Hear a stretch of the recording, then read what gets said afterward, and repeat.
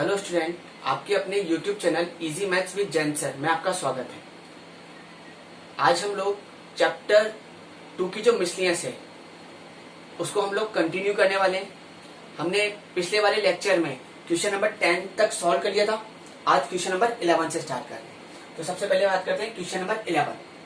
If P upon Q is a rational number, P upon Q क्या है, आपके पास एक रेशनल नंबर है, then what condition apply for Q where P upon Q is terminating decimal expansion।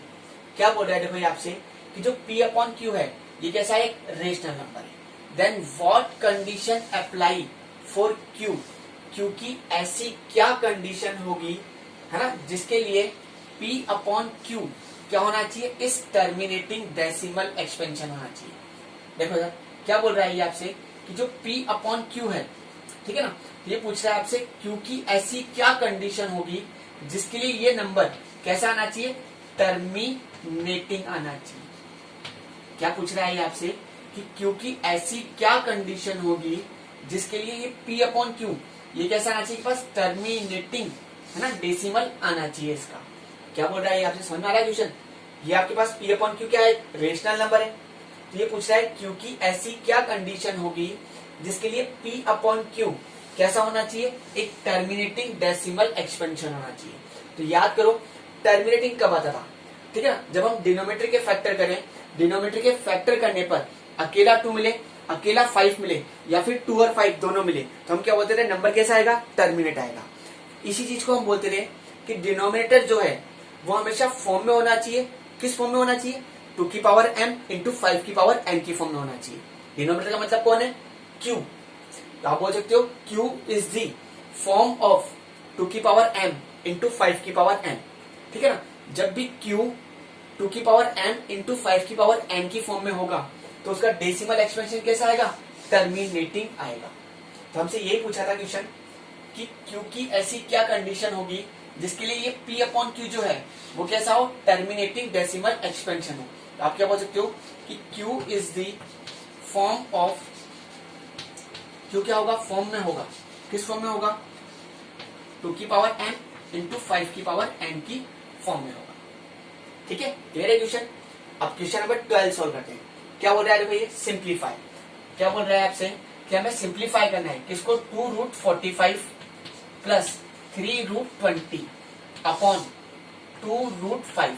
इसको क्या करना है, हमारे को सिंप्लीफाई करना है, ठीक है ना। सिंप्लीफाई करने के बाद find whether it is rational और इरेशनल। सबसे पहले हमें क्या करना है, इसको सिंप्लीफाई करना है। सिंप्लीफाई करने के बाद हमें मालूम करना है कि जो नंबर है ये रेशनल है या फिर इरेशनल है। तो देखो सबसे पहले हम क्या कर रहे हैं, इसको सिंप्लीफाई करते हैं। देखो सर ये अगर हम बात करें रूट के अंदर तो 45 आ रहा है, ये 45 बड़ा नंबर है, आप इसके फैक्टर कर सकते हो।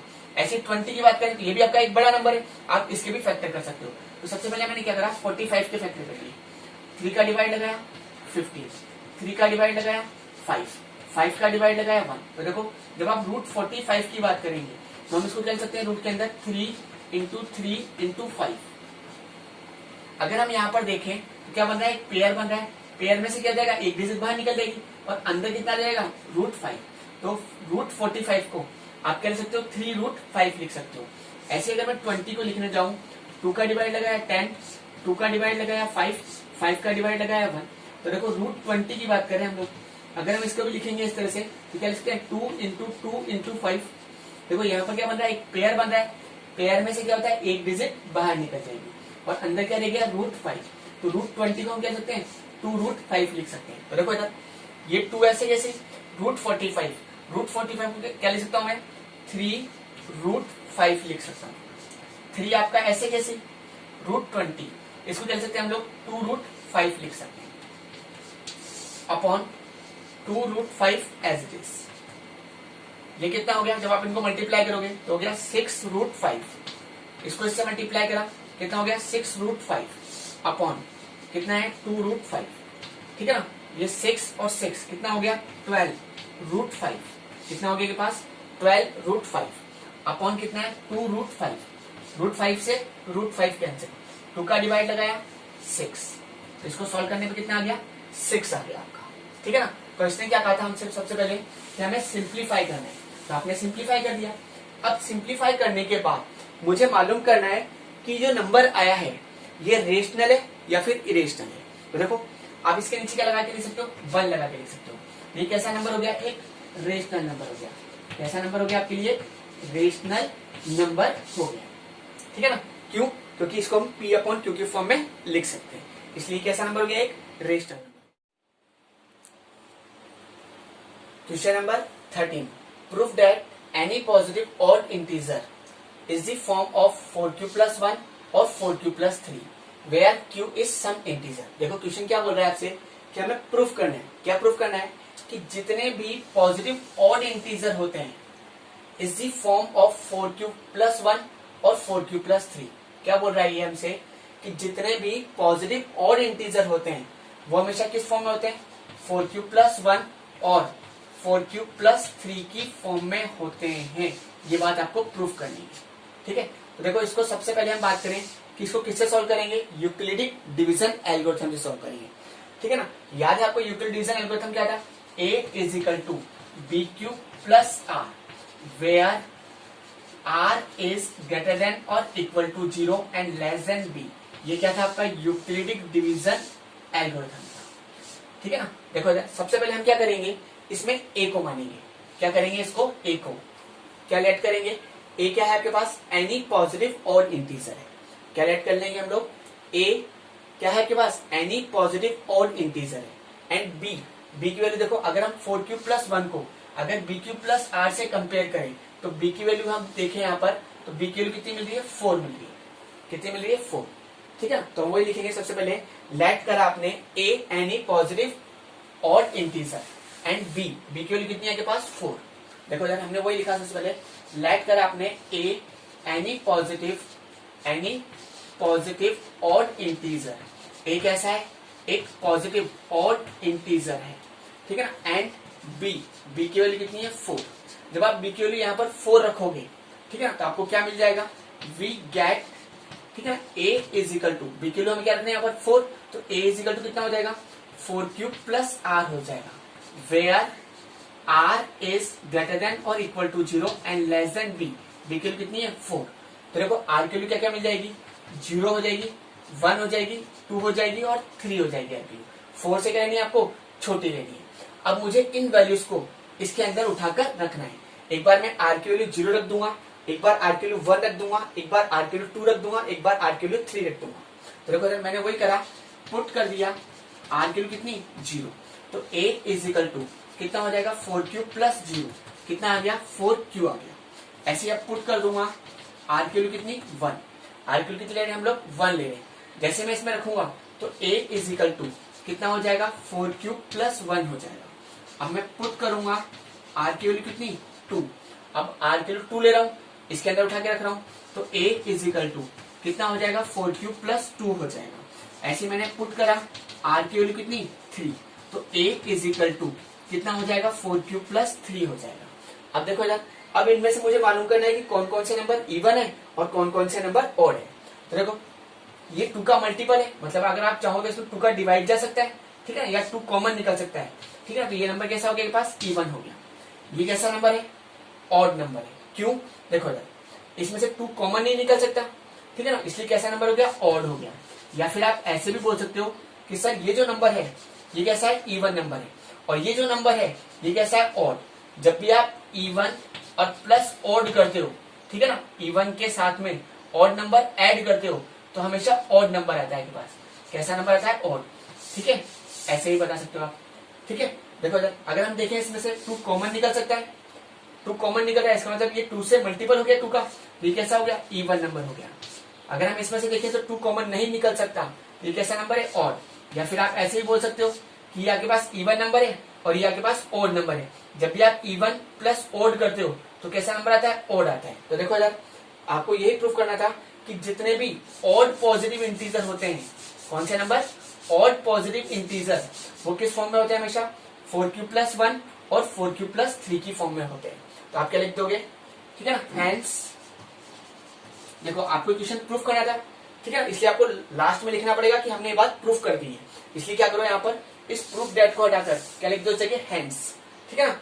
Any positive odd integer is the form of 4q+1 और 4q+3। क्या लिख दोगे आप? हैंस एनी पॉजिटिव और integer is the form of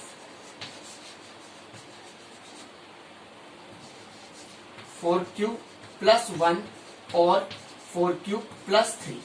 जितने भी पॉजिटिव और इंटीजर होते हैं वो हमेशा किस फॉर्म में होते हैं? 4q+1 और 4q+3 की फॉर्म में होते हैं। देखो इधर आपको एक और तरीका बताता हूं इसी क्वेश्चन को करने का। आप उस तरीके से भी क्वेश्चन को कर सकते हैं। देखो यहाँ पर अगर हम बात करें तो हमें यहाँ पर किसके डिविजन की बात कर रहा है? देखो ये 4 का मल्टीपल की बात चल रही है। 4 का मल्टीपल मतलब 4 से डिविजन की बात चल रही है। जब आप किसी भी नंबर में 4 का डिवाइड लगाओगे तो रिमाइंडर की वैल्यू क्या क्या हो सकती है? 0 हो सकती है, 1 हो सकती है, 2 हो सकती है और 3 हो सकती है। ठीक है ना? तो देखो यार मैं इसको डायरेक्ट ही क्वेश्चन को अप्रोच कर सकता हूँ। देखो जब मैं r की वैल्यू 0 लूंगा, r की वैल्यू कितनी लूंगा? 0। ठीक है, हो जाएगा यहाँ रखो 4q+0 हो जाएगा। r की वैल्यू 1 लूंगा तो कितना हो जाएगा? 4q+1 हो जाएगा। r की वैल्यू 2 लूंगा तो कितना हो जाएगा? 4q+2 हो जाएगा। r की वैल्यू 3 लूंगा तो कितना हो जाएगा? 4q+3 हो जाएगा। ठीक है ना?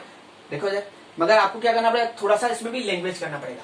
एक और तरीका देख लो, आप क्वेश्चन को इस तरीके से भी सॉल्व कर सकते हो। सबसे पहले वही लेट करा आपने ए क्या है के पास? एनी पॉजिटिव और इंटीजर है और इंटीजर एंड बी की वैल्यू कितनी है? 4 है। ठीक है ना? वी गेट हमें मिल जाएगा। ठीक है ना? जब आप r की वैल्यू 0 लोगे तो क्या मिल जाएगा? 4q मिल जाएगा। एक बार क्या मिल जाएगा? 4q+1 मिल जाएगा एक बार। ठीक है, बात समझ में आ रही नहीं आ रही? देखो जब आपने r की वैल्यू 0 ली, r की वैल्यू कितनी ली? 0। जब आप रखोगे उसके अंदर तो कितना हो जाएगा? 4q+0 हो जाएगा, मतलब 4q हो गया। ठीक है ना? r की वैल्यू मैं 1 ले रहा हूँ तो कितना हो जाएगा? 4q+1 हो जाएगा। r की वैल्यू 2 लूंगा तो कितना हो जाएगा? 4q+2 हो जाएगा। r की वैल्यू 3 लूंगा, ठीक है ना, तो कितना हो जाएगा? 4q+3 हो जाएगा। बस अब इनमें से वही इवन और ऑड मालूम करना है। देखो ये कैसा नंबर है? इवन नंबर है, ये ऑड नंबर है, ये इवन नंबर है और ये ऑड नंबर है। ठीक है, तो आप इस तरीके से भी क्वेश्चन को अप्रोच कर सकते हो। ठीक है, बट ऐसा नहीं कि आप डायरेक्ट कर दो 4q+0, 4q+1, 4q+2 और 4q+3। आपको थोड़ी बहुत लैंग्वेज भी लिखनी होगी। ठीक है ना? Question number 14, proof that product of any two consecutive positive integer is divisible by 2। देखो क्वेश्चन क्या बोल रहा है कि अगर हम प्रोडक्ट करते हैं किसका? Any two consecutive positive integer का इज डिविजिबल बाय 2, तो वो क्या होता है? 2 से डिविजिबल होता है। क्वेश्चन क्या बोल रहा है? समझ रहा है कुछ तरीके से कि अगर हम प्रोडक्ट करते हैं किसका? 2 कंसेक्यूटिव पॉजिटिव इंटीजर का, तो वो क्या होता है? हमेशा 2 से डिविजिबल होता है। आपको ये बात प्रूफ करनी है। बात क्लियर हुई नहीं हुई? सबसे पहले देखो यार हम बात करते हैं कंसेक्यूटिव नंबर की। किसकी बात करते हैं? Consecutive number. देखो यार जैसे मैंने लिखा 5 और 6, तो 5 का कंसेक्यूटिव नंबर क्या है? 6। कंसेक्यूटिव नंबर का मतलब क्या हो गया? जो लगातार नंबर आते हैं, कंटिन्यूअस जो नंबर आते जाते हैं, उन्हें क्या बोलते हैं हम लोग? क्या बोलते हैं हम लोग? कंसेक्यूटिव नंबर बोलते हैं। जैसे मैंने बोला 8 का कंसेक्यूटिव क्या होगा? 9। ठीक है ना? अगर मैंने बोला 19, तो 19 का कंसेक्यूटिव क्या हो जाएगा? 20 हो जाएगा। बात समझ आ रही है कि कंसेक्यूटिव नंबर का मतलब क्या हो गया? ठीक है ना? जो कंटिन्यू नंबर्स आते हैं उन्हें क्या बोलते हैं हम लोग? कंसेक्यूटिव नंबर बोलते हैं। देखो यार मैंने क्या करा, इस नंबर को n मान लिया, तो देखो यार 6 जो है वो 5 से कितना ज्यादा है? 1 ज्यादा है, तो इसलिए 6 को हम कह सकते हैं n+1।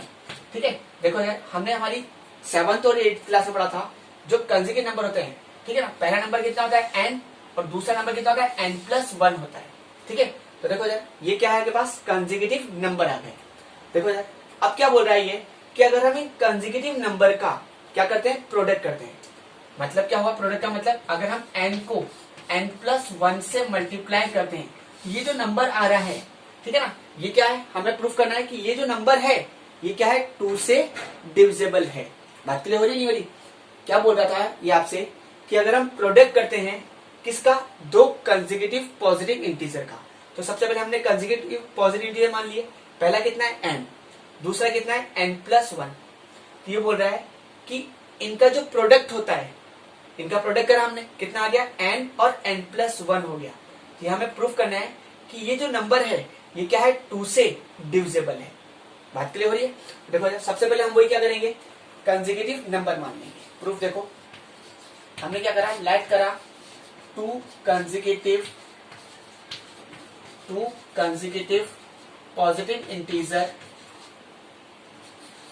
Positive integer are. पहला नंबर कितना है एन, दूसरा नंबर कितना है आपके पास n+1 है। बात क्लियर हो रही है नहीं हो रही? सबसे पहले आपने कहा था कंसेक्यूटिव नंबर, पहला कितना मान लिया हमने n मान लिया, दूसरा कितना मान लिया n+1। अभी क्या बोल रहा है ये हमसे कि अगर हम प्रोडक्ट करते हैं किसका, दो कंसेक्यूटिव पॉजिटिव इंटीजर का, तो देखो यार मैं क्या कर रहा हूँ, इन दोनों का क्या कर रहा हूँ, प्रोडक्ट कर रहा हूँ। तो पहला नंबर कितना हो गया n, इसको क्या करना है मेरे को n+1 से मल्टीप्लाई करना है, ठीक है ना। तो अब मुझे क्या प्रूफ करना है कि जो प्रोडक्ट है, ठीक है ना, ये क्या होता है हमेशा 2 से डिविजिबल होता है। तो देखो यार सबसे पहले अगर हम बात करें कि कोई भी नंबर 2 से डिविजिबल होगा, क्या बोल रहे हैं हम लोग, कोई भी नंबर अगर 2 से डिविजन होगा तो रिमाइंडर की वैल्यू कितनी आएगी, या तो 0 आएगी या रिमाइंडर की वैल्यू 1 आएगी। जब आप रिमाइंडर की वैल्यू 0 लोगे, ठीक है ना, जब मैं रिमाइंडर की वैल्यू 0 लूंगा तो इसको मैं लिख सकता हूँ ऐसे 2q + 0 हो जाएगा। जब रिमाइंडर की वैल्यू 1 लूंगा तो ये क्या हो जाएगा, 2q + 1 हो जाएगा। बात क्लियर हो रही है कि जितने भी 2 से डिविजन नंबर होते हैं वो किस फॉर्म में होते हैं, 2q + 0 या फिर 2q + 1 की फॉर्म में होते हैं। बात क्लियर हो गई? तो देखो यार अब हम वही लिख रहे हैं कि number division bye 2, number divisible by 2 is the form of 2q और 2q + 1, ठीक है ना। जो भी नंबर 2 से डिविजन होते हैं वो हमेशा किस फॉर्म में होते हैं, 2q और 2q + 1 की फॉर्म में होते हैं, ठीक है। अगर आपको ऐसे नहीं करना तो आप यूक्लिडिक से भी कर सकते हो। देखो इधर यूक्लिडिक में क्या था, a = bq + r, where r is greater than or equal to 0 and less than b। b की वैल्यू कितनी है, b है ना। तो देखो यार अगर हम इससे करें तो b की वैल्यू 2 से डिविजन की बात करें तो b की वैल्यू कितनी होगी, 2। जब आप b की वैल्यू 2 रखोगे यहाँ पर तो क्या हो जाएगा, a = 2q + r, where r is greater than or equal to 0 and less than b। b की वैल्यू कितनी है, 2। तो रिमाइंडर की वैल्यू कितनी हो जाएगी, 0 और 1 हो जाएगी। अब एक बार आप r की वैल्यू 0 रखोगे तो हो जाएगा 2q + 0, r की वैल्यू 1 रखोगे तो कितना हो जाएगा, 2q + 1 हो जाएगा, ठीक है। तो आपको इतना लंबा करने की जरूरत नहीं है, आप डायरेक्ट बोल सकते हो कि जो भी नंबर 2 से डिविजन होते हैं वो किस फॉर्म में होते हैं, 2q + 0 या फिर होता है 2q + 1 की फॉर्म में होते हैं। तो हमने लिख दिया है कि number divisible by 2 is the form of 2q और 2q + 1। अब देखो यार अब हमें क्या प्रूफ करना है कि ये जो नंबर है ये क्या है, 2 से डिविजन है, ठीक है ना। आपको ये प्रूफ करना है। अगर हम प्रोडक्ट कर रहे हैं इन दोनों का n और n+1 का, तो ये नंबर जो आ रहा है ये क्या है, 2 से डिविजिबल आपको प्रूफ करना है। तो देखो यार केस फर्स्ट, इसको केस में कर लेते हैं। मैं एक बार n की वैल्यू कितनी ले लूंगा, 2q ले लूंगा। देखो यार वी टेक n की वैल्यू कितनी ले ली आपने, 2q ले ली। किस में रख देते हैं हम, इसमें, क्योंकि हमें इसी को तो प्रूफ करना है कि जो n और n+1 है ये क्या है, 2 से डिविजन है। जब मैं n की वैल्यू 2 ले रहा हूँ, रखो इधर n की वैल्यू रख दिया आपने 2q, और यहाँ कितना हो जाएगा, 2q + 1 हो जाएगा। देखो इधर मैं इसको ऐसे लिख सकता हूँ 2 × q × 2q + 1। देखो यार ये क्या है, 2 का मल्टीपल है, किसका मल्टीपल है, देखो इस पूरे नंबर के साथ में 2 क्या है, मल्टीप्लाई की फॉर्म में आ रहा है। तो क्या बोल सकता हूँ, ये क्या है, 2 से डिविजिबल है। तो क्या बोल सकता हूँ, इट इज डिविजिबल बाय 2। ये जो नंबर है आपका ये क्या है, 2 से डिविजिबल। अब केस सेकेंड,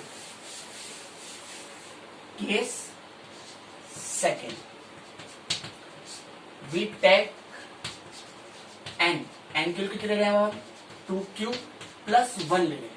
पहले एक बार n की वैल्यू 2q लेनी है, फिर अगली केस में क्या लेना है, n की वैल्यू 2q + 1। और किसको प्रूफ करना है, ये जो नंबर है ये 2 से डिविजिबल है। कौन, n × n+1। अब यहाँ पर n की वैल्यू रख दो उठा के, n की वैल्यू आपने कितनी ली है, 2q + 1 ली है। रखो यहाँ पर n की वैल्यू, तो हो जाएगा 2q + 1। अगर हम यहाँ रखें n की वैल्यू 2q + 1 और ये +1 आपका एज इट इज। देखो यार ये कितना है, 2q + 1, इसको सॉल्व करेंगे कितना हो जाएगा, 2q + 2 हो जाएगा। देखो यार इधर से 2 कॉमन निकल रहा है, देखो ये 2q + 1 आपका एज इट इज। मैंने क्या कर लिया, यहाँ से 2 कॉमन निकाल लिया, यहाँ रह गया q + 1, ठीक है ना। तो देखो यार इस 2 को मैं आगे लिख सकता हूँ, ऐसे लिख सकता हूँ 2 × 2q + 1 × q + 1। ठीक है ना। देखो इधर इसका मतलब क्या हो गया, ये 2 का मल्टीपल है, क्योंकि इस पूरे नंबर के साथ में 2 क्या आ रहा है, मल्टीप्लाई में आ रहा है। तो इसका मतलब क्या हो गया, ये 2 से मल्टीपल है। तो अगर 2 का मल्टीपल है तो ये क्या है, 2 से डिविजिबल भी है। तो क्या लिख सकता हूं, इट इज डिविजिबल बाय 2। ये क्या है, 2 से डिविजिबल है। तो हमने प्रूफ कर लिया। क्या प्रूफ कर दिया आपने, कि अगर हम प्रोडक्ट करते हैं किसका, दो कंसेक्यूटिव पॉजिटिव इंटीजर का, तो वो हमेशा क्या होता है, 2 से डिविजिबल होता है। Question number 15, find the largest number which is divided by 2053 and 967, left remainder 5 and 7 respectively. देखो क्या बोल रहा है क्वेश्चन हमें, कि हमें बड़े से बड़ा नंबर फाइंड करना है, ठीक है ना, विच इज डिवाइडेड बाय, जिसका डिवाइड हम अगर 2053 और 967 में लगाएं, लेफ्ट रिमाइंडर 5 एंड 7 रेस्पेक्टिवली। मतलब क्या हुआ इसका, कि जो 5 है वो तो किससे बचे, 2053 में बचना चाहिए, ठीक है ना, और 7 किससे बचना चाहिए, 967 में बचना चाहिए। देखो इधर क्वेश्चन समझ आ रहा है, कि हमें वह बड़े से बड़ा नंबर निकालना है जिसका डिवाइड अगर हम 2053 और 967 है ना, इनमें लगाएं तो उनका रिमाइंडर जो है वो 5 होना चाहिए पहले वाले केस में। तो मतलब 2053 इसमें तो 5 रिमाइंडर होना चाहिए, और 967 इसमें क्या होना चाहिए, 7 रिमाइंडर होना चाहिए। तो देखो इसको करने से पहले हम एक क्वेश्चन समझते हैं, छोटा है, इसको छोटे लेवल पे समझते हैं। जैसे मैंने आपको कहा कि आपको एक नंबर दे रखा है 20, ठीक है ना, और दूसरा नंबर दे रखा है आपके पास 25, ठीक है ना। देखो इधर अभी पूछ रहा है आपसे कि हम 20 के अंदर किसका डिवाइड लगाएं कि जो रिमाइंडर है वो बचे आपका 2। ऐसे ही अगर हम 25 की बात करें कि हम 25 में किसका डिवाइड लगाएं कि रिमाइंडर कितना बचे, 1 बचे।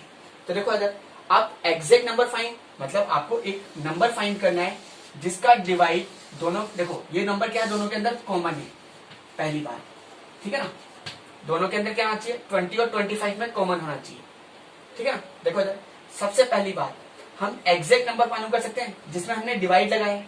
भाई किसके अंदर डिवाइड लगा रहे हैं, तो देखो अगर हम 20 में से जो रिमाइंडर बच रहा है उसको माइनस कर दें, ये कितना आ गया, 18 आ गया। मतलब 18 में डिवाइड लगा रहे हैं, किसका डिवाइड लगाना है वो हमें मालूम करना है। ऐसे मैंने क्या करा, 25 में से इस 1 को माइनस कर दिया, कितना आ गया पास, 24 आ गया। अब मुझे क्या करूंगा, इन दोनों नंबर का क्या निकाल लेता हूँ, HCF निकाल लेता हूँ। क्या निकाल लेता हूँ, HCF, ठीक है। देखो जब 18 और 24 का आप HCF निकालोगे, आप पहले लिख लो 24 को तो यहाँ लिख देता हूँ, 18 का डिवाइड लगाया, 18 बन जा 18, कितना बच गया 6, ठीक है ना। फिर वही 18, 6 3 जा 18, ठीक है। तो रिमाइंडर कितना गया 0। तो लास्ट डिविजन जो होता है वही क्या होता है आपका HCF। तो इनका HCF कितना आ गया 6, ठीक है। तो देखो सबसे पहले आपने क्या करा, जो भी आपका रिमाइंडर बच रहा है आप उनको क्या कर लोगे, पहले माइनस कर लोगे, ठीक है ना। और फिर हमें दोनों के अंदर कॉमन नंबर चाहिए। कॉमन का मतलब क्या था, कॉमन फैक्टर। कॉमन फैक्टर का मतलब क्या था, HCF। रिमाइंडर को माइनस करने के बाद जो भी नंबर्स आएंगे उनका हम क्या निकाल लेंगे, HCF निकाल लेंगे। तो देखो आप अगर चेक भी करना चाहो चेक भी कर सकते हो। देखो अगर मैं 20 के अंदर 6 का डिवाइड लगाता हूँ, 6 3 जा 18, कितना रिमाइंडर बचा 2। ऐसे ही अगर मैं 25 के अंदर भी 6 का डिवाइड लगाता हूँ, 6 4 जा 24, कितना रिमाइंडर बचा 1। ऐसा नहीं, तो देखो वह बड़े से बड़ा नंबर क्या है, 6 है, ठीक है ना। 6 ऐसा नंबर है, वह बड़े से बड़ा नंबर है जिसका डिवाइड अगर हम 20 और 25 में लगा रहे हैं तो रिमाइंडर कितना बच रहा है, 2 और 1 बच रहा है, ठीक है। क्वेश्चन सबसे समझ में आया। तो सबसे पहले हम क्या करेंगे, जो भी हमारा रिमाइंडर बचता है हम उस रिमाइंडर को पहले क्या कर लेंगे, माइनस कर लेंगे, ठीक है ना। माइनस कर लिया आपने, ठीक है ना, दोनों तरफ। इधर तो 2 बचा था रिमाइंडर, इसलिए 2 माइनस कर लिया। इधर कितना बताया था उसने, 1 रिमाइंडर बताया था, इसलिए 1 माइनस कर लिया इधर। अब इन दोनों नंबरों का क्या निकालेंगे हम लोग, HCF निकाल लेंगे, ठीक है। जो HCF आएगा वही आपका क्या होगा, वो बड़े से बड़ा नंबर होगा, ठीक है। बात करी हुई। देखो अब इस क्वेश्चन को अप्रोच करते हैं। क्या बोल रहा है ये हमें, कि हमें कोई बड़े से बड़ा नंबर फाइंड करना है जिसका डिवाइड अगर हम 2053 और 967 में लगाएं, ठीक है ना, लेफ्ट रिमाइंडर 5 एंड 7 रेस्पेक्टिवली, ठीक है ना। तो 2053 में तो 5 रिमाइंडर बचना चाहिए और 967 में 7 रिमाइंडर बचना चाहिए। तो सबसे पहला काम क्या करेंगे हम लोग, 2053 इसमें से कितना माइनस कर लेंगे, 5 माइनस कर लेंगे। और ऐसे ही 967 इसमें से कितना माइनस कर लेंगे, 7 माइनस कर लेंगे। देखो उधर 13 में से 5 गया, कितना बच गया 8, यहाँ बच गया 4 0 और ये 2, ठीक है ना। ऐसे ही यहाँ पर अगर हम देखें, यहाँ कितना आ गया पास 960। अब मैं क्या कर लूंगा, इन दोनों नंबरों का, पहले आपने कहा था कि जो रिमाइंडर बचा उसको माइनस कर लो, अब मैं क्या कर लूंगा, इन दोनों नंबरों का HCF निकाल लूंगा। क्या निकाल रहा हूं, HCF ऑफ 2048 एंड 960, इन दोनों का क्या निकाले हम लोग, HCF निकाल रहे हैं। देखो यार, आप चाहो तो इनका HCF यूक्लिडिक डिवीजन लीमा से भी निकाल सकते हो, या फिर इनका HCF आप प्राइम फैक्टराइजेशन मेथड से भी निकाल सकते हो, ठीक है। तो बेस्ट कौन सा है, यूक्लिडिक बेस्ट है, ठीक है ना, क्योंकि डिवाइड में बिल्कुल इजी हो जाएगा। देखो यार, सबसे पहले हम क्या करेंगे, 2048 इसमें किसका डिवाइड लगा रहे हैं, 960 का, है ना। कितने टाइम्स लगे, 2 0 6 2 12 carry 1, है ना, 9 2 18 और 1 19, ये कितना बचा 8, ये बचा 2, 10 में से 9 गया 1, ठीक है। अब किसको लिखेंगे हम लोग, 960 को लिखेंगे, ठीक है। अप्रोक्स चल जाएगा इसका 7 टाइम्स, 7 8 56, 7 2 14, 14 और 5 19 कैरी 1, 7 में 7 और 1 8, ठीक है। कितना आ गया पास, 896 आ गया। कितने टाइम्स गया, 7 टाइम्स, है ना। यहाँ 10, 10 में 6 गया 4, यहाँ गया 15 हो जाएगा, 15 में से 9 गया 6, ठीक है। अब किसको लिखेंगे हम लोग अंदर, 128 को, कितने टाइम्स मिल जाएगा 2, ये कितना गया 128, तो रिमाइंडर कितना गया पास 0, ठीक है। जैसे ही रिमाइंडर 0 आ गया, जो लास्ट डिविजन है आपका वही क्या है, आपका HCF है। तो इनका HCF कितना आ गया पास, HCF कितना आ गया 64 आ गया। तो आप क्या बोलोगे कि 64 क्या है आपका, वह बड़े से बड़ा नंबर है ना, जिसका डिवाइड अगर हम 2053 और 967 में लगाएं तो हमारा रिमाइंडर कितना बचा है, 5 और 7 बचा है।